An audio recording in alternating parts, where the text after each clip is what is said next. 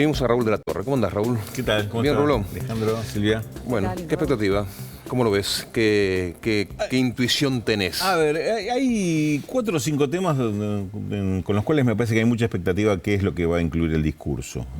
Algunos que casi seguramente van a ser incluidos, otros que quizá. Seguramente vamos a tener un repaso de lo que fue la gestión económica durante la pandemia.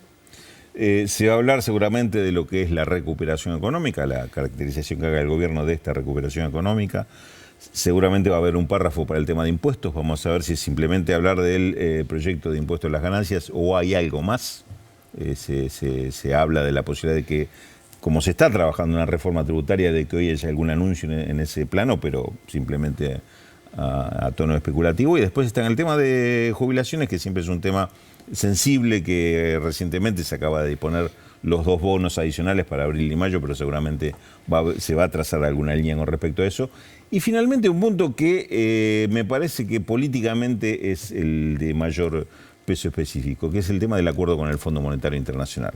Recordemos, en los últimos días tuvimos un mensaje muy claro del bloque de senadores oficialistas cuestionando el acuerdo del Fondo Monetario del 2018, inclusive con una nota con muchísimos datos que se envió directamente al Fondo Monetario Internacional, del cual el propio vocero del fondo acusó recibo, Jerry Rice, en su conferencia de prensa de la semana pasada.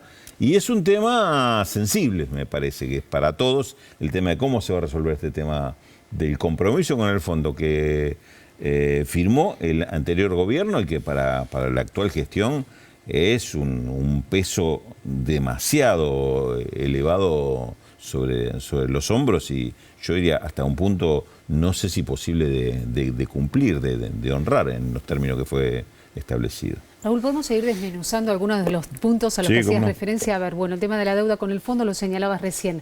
El tema de reforma tributaria, ¿puede estar relacionado con la generación de empleo? Más tempranito escuchábamos al diputado Hugo Yasky, de Extracción Sindical, hablando justamente sobre 2 temas en uno mismo.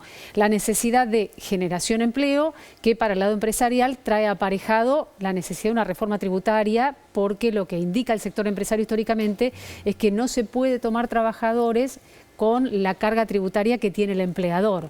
Es decir, ¿esto podría estar contemplado dentro de lo que consideran puede ser esta reforma tributaria desde el Gobierno Nacional? Sí, yo creo que sí, Silvia, porque hay un panorama de temas que están vinculados entre sí, algunos inclusive no mencioné, por ejemplo el tema del acuerdo de precios y salarios. Ese es un ámbito en el cual se van a discutir varias cosas, todavía no están todas las cartas sobre la mesa, y una de las cartas que puede jugar el gobierno es eso, alguna reforma tributaria que tenga que ver con esto, justamente por el tema, lo que significa para la creación de empleo, lo que debería significar como compromiso de los propios empresarios en esa mesa, porque no solamente es tirar la medida y esperar qué pasa, sino comprometerlos en los resultados.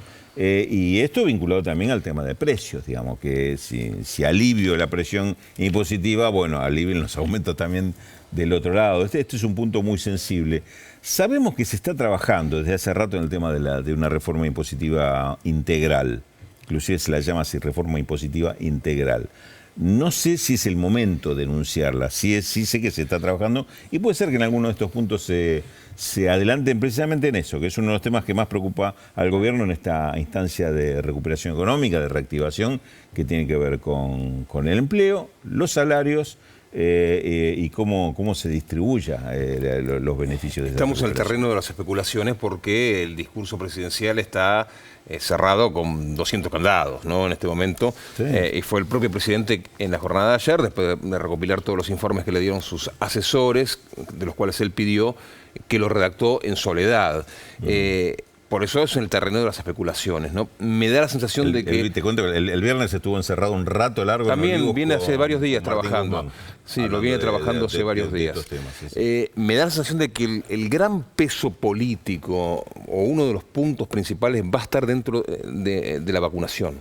El presidente me parece que se va a referir, sobre todo después de lo que ha sucedido, con el anuncio de llegada de nuevas vacunas en Argentina, que me parece que ese es el dato que está esperando la sociedad, saber qué va a pasar con la vacunación, cuándo van a llegar más vacunas, están llegando con un poquito más de asiduidad, pero qué va a pasar con ese tema. Me parece que es el gran dato, que es sanitario, pero es político, ¿no? Va a ser el eje, el contexto del discurso va a ser el tema de la vacunación, la política que se le va a dar.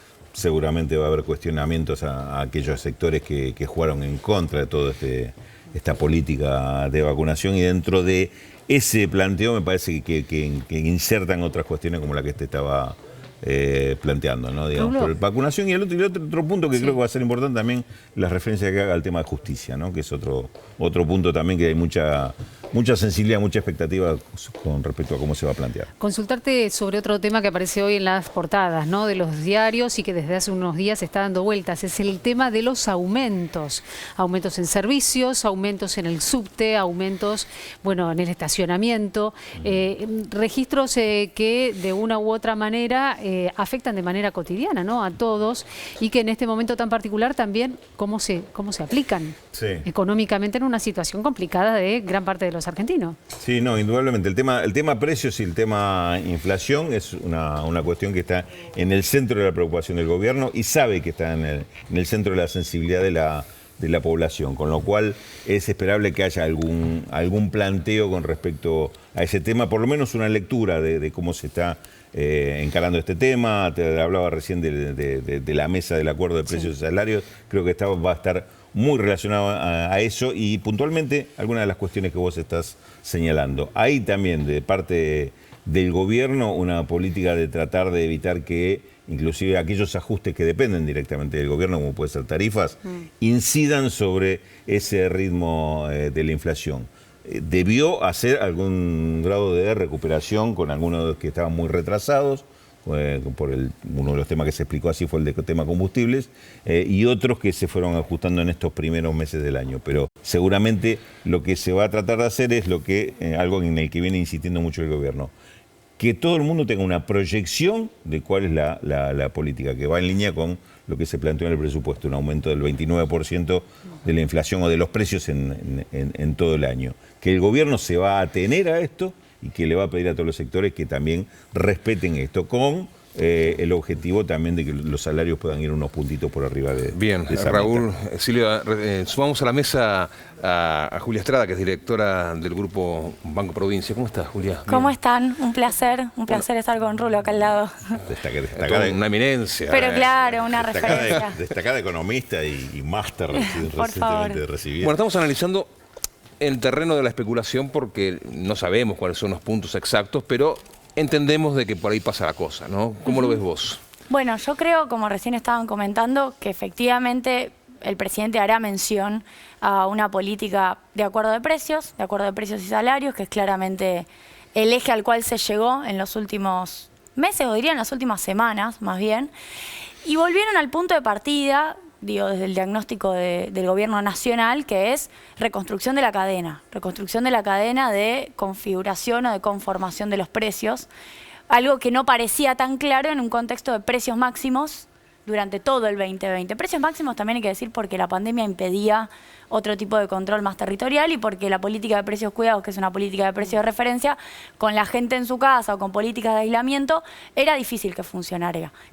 Entonces, coincido, va a haber, yo creo que una referencia a respetar la pauta del presupuesto, que es este 29%, es la misma línea de lo que dijo Martín Guzmán frente a los empresarios, que es: no me corran con el 50% de las consultoras privadas, que son las que recaba el REM, el Relevamiento de Expectativas de Mercado del Banco Central, que está muy bien, digo, tendrán su mirada, pero si uno revisa para atrás, en la etapa del macrismo, esas consultoras dijeron que la inflación siempre iba para abajo y en realidad siempre iba para arriba, y en la etapa del gobierno de Alberto Fernández, y diría que si miramos para atrás, con Cristina, esas mismas consultoras hacían lo mismo, siempre dicen que va para arriba y la inflación en realidad termina estabilizándose en 20 puntos más abajo, como pasó el año pasado. Julia, pero para mantener ese nivel de inflación, o el 29%, es necesario el acuerdo de determinados sectores, de determinados grupos, para que no ejerzan su poder en algunos sectores que son monopólicos y que generan justamente los aumentos de precios. El tema alimentos claramente está.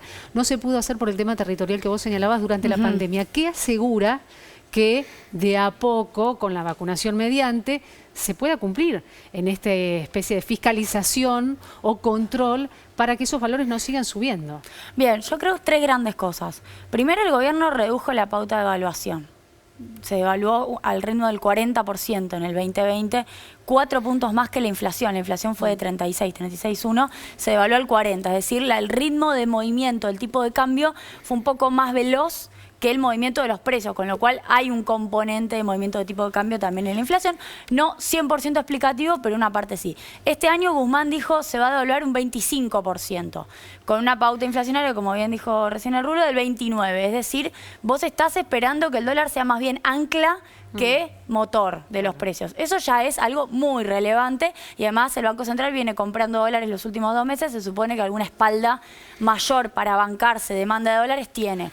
Punto número 2, tarifas. Hay un debate muy fuerte, incluso entre sectores del gobierno, respecto de cuánto debería ser la actualización. Martín Guzmán pidió una tasa más elevada, es decir, del 30 al 40%, pero terminaron acordando aparentemente bastante menos. O al menos que las tarifas, que el costo de los subsidios, mejor dicho, que es el costo de la masa de plata que el Estado gasta para que no paguemos el 100% de la energía, sino cerca del 50% de la energía, se mantenga igual en términos reales y entonces que esté subsidiado los sectores más humildes y que tengan un aumento los sectores de mayor poder adquisitivo. Esto significa una ancla parcial.